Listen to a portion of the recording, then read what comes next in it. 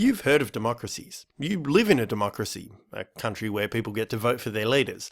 But at the heart of democracy is a contradiction, a compromise.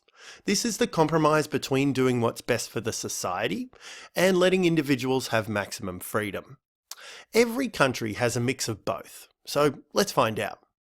Democracy simply means people power in Greek, so really any political system in which the general population has the power to decide the government through elections can be called a democracy, so we'll exclude those communist dictatorships that just use the word democratic here. Obvious examples of these types of countries include Australia, the United States, Canada, the UK, Sweden and Denmark. We'll use these few countries to explain the tension in democracies. Consider this line as our compromise line. The conflict stems from whether a country, or a party within the country, preferences the welfare of the society, social, or if it preferences the freedom of the individual, liberty, from the Latin word for freedom. Both are good things, but they often come into competition, particularly when the welfare of the many means taking away rights from the individuals. Let's put our countries on the line here.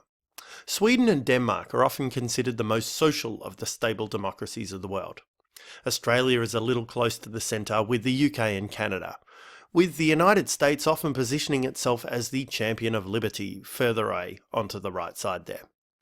You can see that none of the countries are right at the edge because, well, most functioning democracies have elements of both social and liberal democracy at tension in their countries.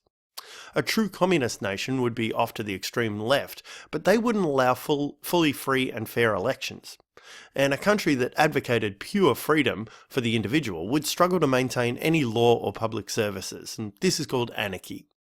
Let's explore this using taxation.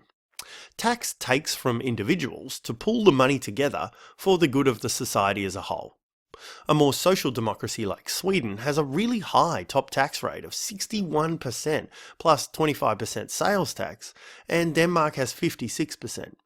At the other end of the scale, the US has a top tax rate of only 37%, with President Trump promising to cut that even further. Australia, the UK and Canada all have top tax rates of around about 45%. The more tax a government collects, the more welfare programs it can provide. The less tax a country collects, the more individuals are free to spend their own money on whatever they like. This is the trade-off between social democratic thought and liberty. That's why Sweden and Denmark have amazing public health programs where any citizen can get treatment whenever they need it for no cost. Canada, Australia and the UK all have pretty good systems that encourage private insurance but also provide for the necessities from the public purse. The US does not provide public health access to all of its citizens. It's up to individuals to provide for their own insurance, and therefore some miss out. But another way to put this is that Americans have the freedom to decide not to spend their money on health insurance, while Swedes are forced to spend the money that way. Finally, liberty values personal freedoms, such as freedom of religion, freedom of speech. The freedoms in the US also extend to the right to carry a gun.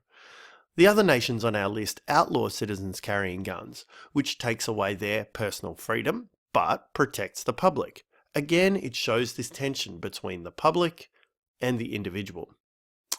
Pause the video now and think of some other decisions governments might make where they have to decide between protecting the interests of the society or the freedom of individuals. So, in short, all modern democracies have to work within the tension of society versus individual liberty.